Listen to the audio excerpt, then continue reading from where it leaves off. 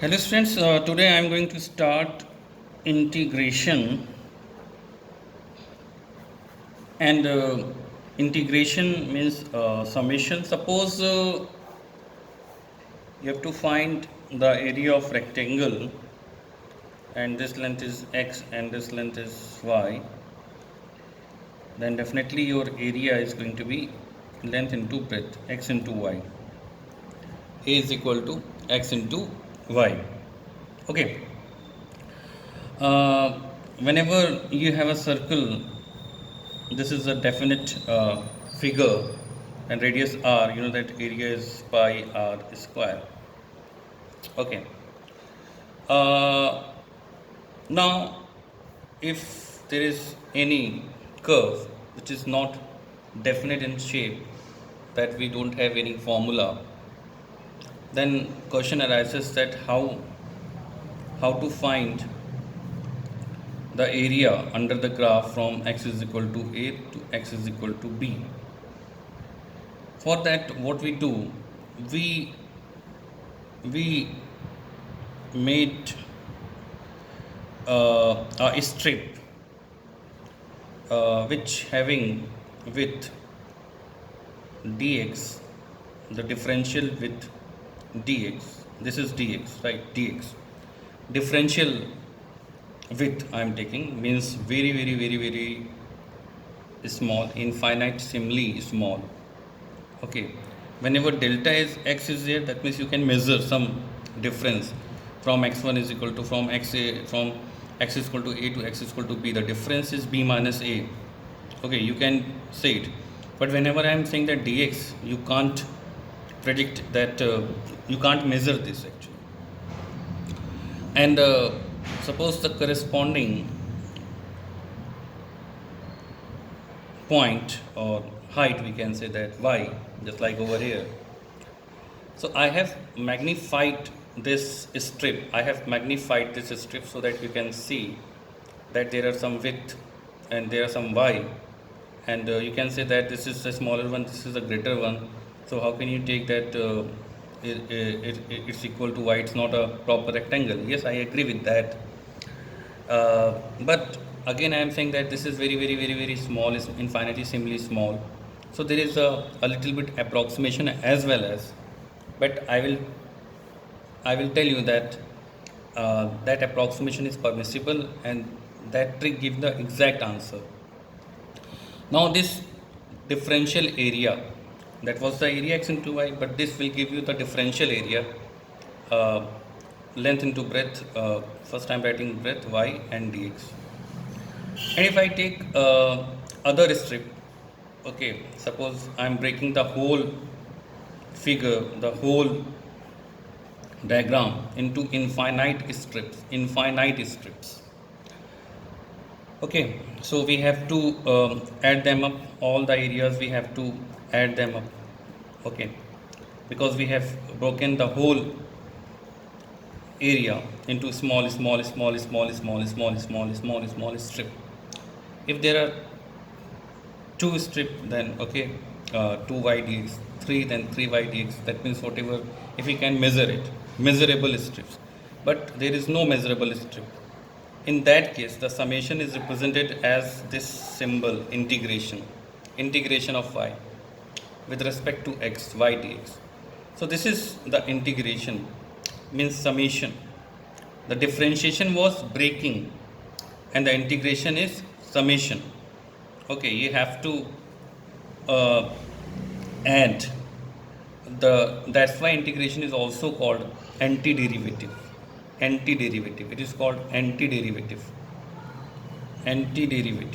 right? This is antiderivative. So integration is antiderivative. In differentiation, we find about that what will happen at the particular instant. That means when I taught the differentiation, I have asked that what is the velocity, what is the instantaneous velocity, and that was given by dx by dt. Okay, so I'm just reminding that thing here.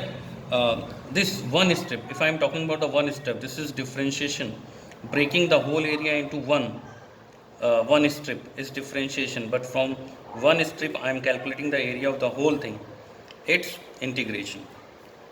So integration is nothing but finding the area. If suppose I am saying that my y is equal to x, okay, y is equal to x, and what is the integration of x with respect to x, okay, that means you know that y is equal to x, this is y is equal to x line, this is y is equal to x line, and here there is a limit as well as from x is equal to a, from x is equal to a to x is equal to b, from x is equal to a to x is equal to b, right, x is equal to a to x is equal to b, and this is also called definite integration because limits are definite.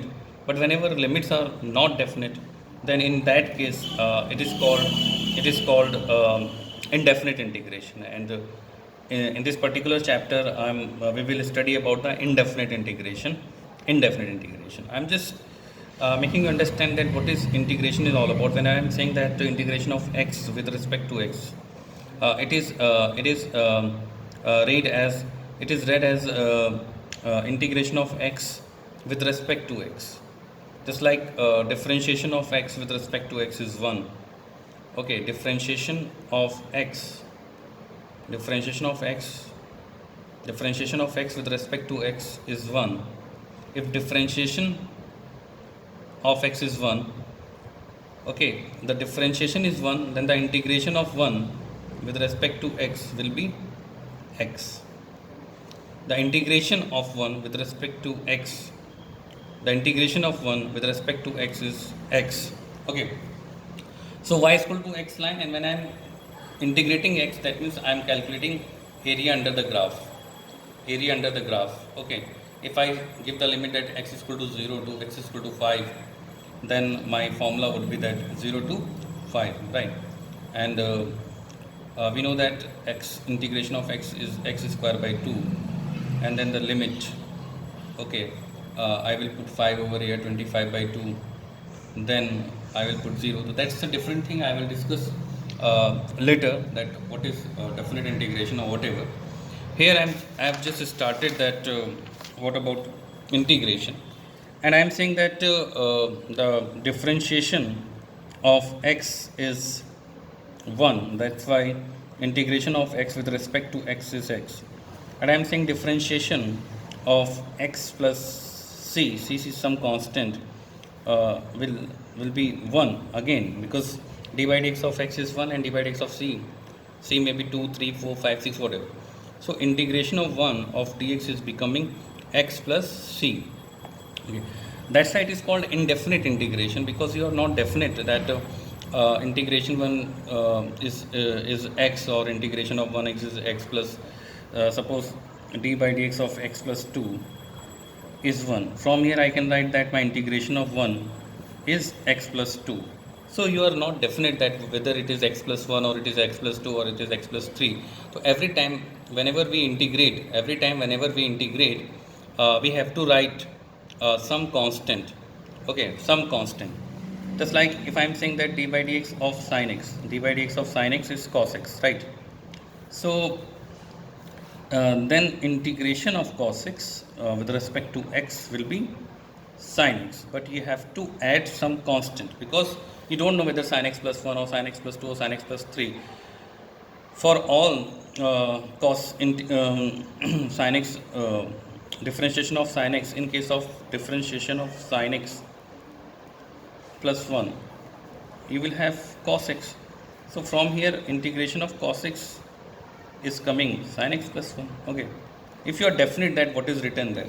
But whenever it is said that integration cos x, and you are writing sin x, so that means you are not definite that what is the differentiation of whether sin x or sin x plus 1 or sin x plus 2 plus sin x plus 3. Okay, so this is just for understanding. Otherwise you just need to learn the formula that integration of cos x is sin x. Similarly, d by dx of cos x, you know that minus sin x, right? So integration of minus sin x with respect to x will be cos x, and because it is indefinite, so it will be plus c will come, definitely plus c will come, right? So an integration, if I want to write sine, this minus sign will come and minus sign will go there, minus cos x and minus c, If plus c minus c, it doesn't matter. I'm just writing plus c. Okay, because some constant, maybe the value of c is minus 5 or whatever. So integration of sin x is minus cos x plus c. Similarly, integration of x to the power n dx, there is a formula that x to the power n plus 1 upon n plus 1 plus c, and integration of x to the power n is x to the power n plus 1 upon n plus 1. If you differentiate it, suppose I am differentiating it, if you differentiate it, what will come? D by dx, this is 1 upon n plus 1, x to the power n plus 1 and plus d by dx of constant value. So from that formula, it will be n plus 1, x to the power n plus 1 minus 1, x to the power n, and this is 0. You can see easily that x to the power n. So d by dx of this thing is x to the power n. So integration of x to the power n will be x to the power n plus 1 upon n plus 1, and this is indefinite. That means you have to add c. Okay. So from that formula, x to the power 1 dx, that means x dx I am talking about, will be what? The power is increasing by 1, and whatever the power, you have to divide by that. Okay, in differentiation, power decreased, and over here in integration, power increase. Okay, integration of x square dx will be x cube by 3, integration x square dx. Okay, and again I am telling you that integration x square means you are integrating y is equal to x square. Y is equal to x square graph is that. Okay, and if I apply some limit, that means you are finding this area. So that I will discuss later again, but here this is the first lecture of integration. That's why I am trying to make you understand that what exactly the integration is. Okay, so one more thing, I am just going to take some examples so that, and you know that differentiation of e to the power x, you know very well that it will remain e to the power x. This is a natural function. So if differentiation of e to the power x is e to the power x, then integration of e to the power x with respect to x will e to the power x. You know d by dx of ln x, you know very well that 1 upon x. So integration of 1 upon x with respect to dx will be what? ln x. Okay, you know that d by dx of sec x is sec x into tan x. Therefore, integration of sec x into tan x will be sec x plus some constant. So whenever you integrate, you have to apply this constant thing. So this is important thing. Okay. For example, I am saying that find the integration of x cube x and 1 and 1 plus x square dx. Okay. So I have to integrate x cube separately. I have to integrate 1 separately. I have to integrate 1 upon 1 plus x square dx separately. This will become x to the power 4. This will become x. Integration of 1 is x.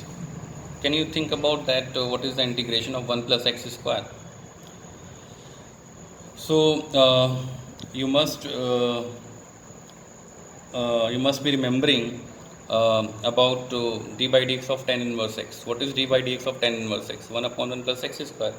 If d by dx of tan inverse x, if d by dx of tan inverse x is 1 upon 1 plus x square, then you can understand that integration of 1 plus x square will be tan inverse x plus some constant. Okay, so tan inverse x, right? And for this constant may be c1, for this constant may be c2, constant may be c3. So you need not to write the constant for each integration, but one time after integrating, you need to just put one time that constant value. Okay, c. So that's it for today's the first lecture in integration. I have tried to make you understand tried to make you understand that what is integration, what is the definition of integration. Okay, integration is just calculating the area. Integration is just calculating the area, and dA is equal to y dx from the limit is from lower limit and this is upper limit, lower limit and upper limit. Okay, and I have started from here that d by dx of x is 1 because now you understood that integration is the antiderivative. Okay, if I am saying that d by dx of x is 1, then integration of 1 is x. Okay, and we apply the constant value. The reason was I just told you d by dx of sin x is cos x, therefore integration of cos x is sin x. Okay, d by dx of cos x is minus sin x, therefore the integration of sin x is minus cos x. Okay, d by dx of x to the power n is x to the power n plus 1 upon n plus 1. This is another formula which is important formula for the beginners, and integration of x to the power n is x square by 2, x cube by 3, integration of x to the power 4 dx will be what? X to the power 5 divided by 5 plus some constant. Okay, and d by dx of e to the power x is e to the power x, therefore integration will remain same. So there are so many things, right? You know that